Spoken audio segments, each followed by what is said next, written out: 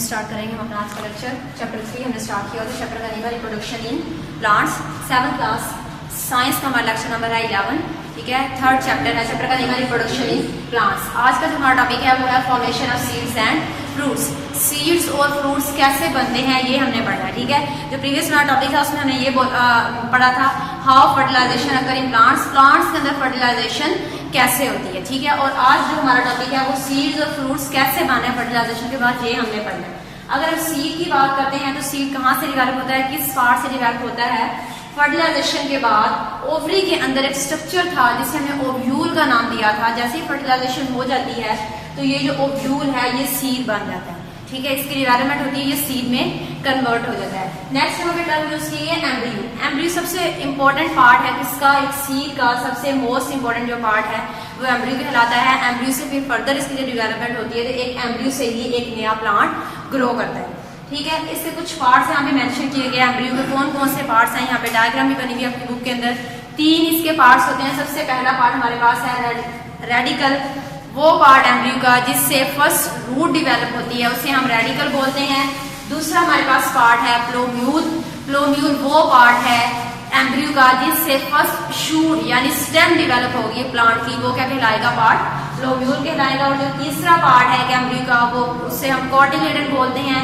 ये कोटिलेडन्स क्या करते हैं, ये फूड सप्लाई करते हैं। जो भी प्लांट ग्रो कर रहा होता है उसे ये फूड सप्लाई करते हैं। ठीक है, जब तक अभी वो एक सीड की फॉर्म में हमने अभी उसे बोया है, जब तक वो जमीन से ऊपर नहीं आ जाता तब तक फोटोसिंथेसिस नहीं होगी, वो अपनी खुराक खुद से तैयार नहीं कर सकता। तो तब तक पौधा अपनी खुराक कहाँ से लेता है, जो न्यू ग्रोइंग प्लांट होता है उसकी खुराक कहाँ से मिल रही होती है, बेसिकली यही वो टिश्यू है जिन्हें हम कोटिलेडन्स कहते हैं। इसके अंदर फूड स्टोर होती है और यहाँ से ही जो न्यू ग्रोइंग प्लांट है वो अपनी खुराक ले रहा होता है। तो ये एम्ब्रियो को हमने डिफाइन कर लिया। ये 7 होते हैं, इसके 3 पार्ट। रेडिकल यानी जहाँ से फर्स्ट रूट डिवेलप होगी, जड़ निकलेगी पहली।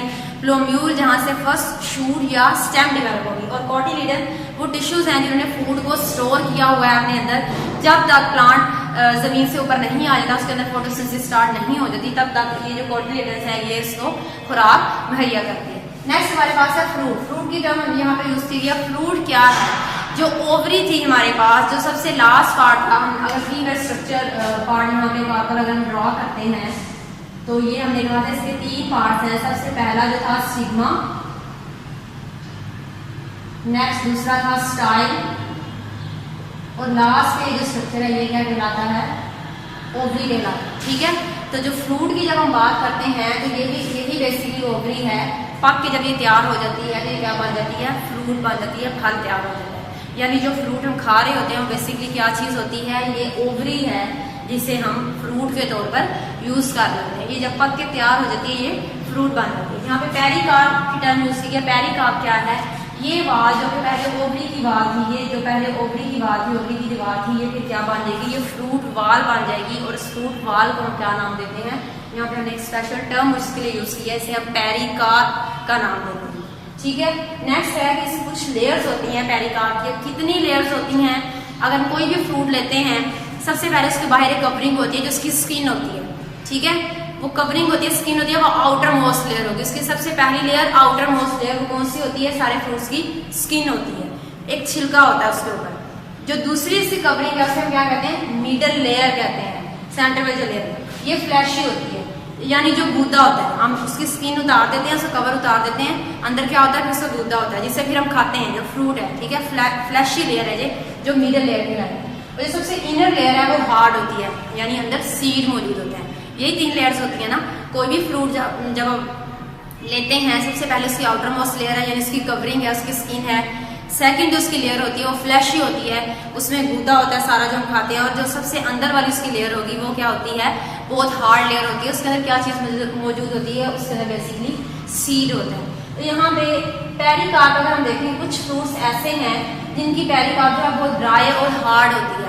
अब ऐसा नहीं है कि सबकी बहुत नर्म हो, हम आसानी से उतारें और उसकी स्किन को रिमूव कर दें। कुछ जो है फ्रूट्स ऐसे भी हैं जिनकी पेरिकार्प जो है बहुत हार्ड होगी और ड्राई होती है, जिस तरह से नट्स हैं। ठीक है। बादाम है या अखरोट है, वो आसानी से अब हम हाथ से तो उसकी कभी वो नहीं उतार सकते, जिस तरह से हम दूसरे फ्रूट्स की उतार लेते हैं। उनकी स्किन क्योंकि बहुत नरम होती है, तो कुछ फ्रूट्स ऐसे भी हैं जिनकी स्किन बहुत हार्ड और ड्राई होती है, ठीक है। ये हमारा लास्ट हमारा टॉपिक, यहाँ पे हमारा चैप्टर कंप्लीट हो गया है। और मजीद अगर आपको यहाँ पे कोई कंफ्यूजन हो तो डायग्राम इसकी बुक के ऊपर बनी है, वहाँ से भी आप इसको देख सकते हैं।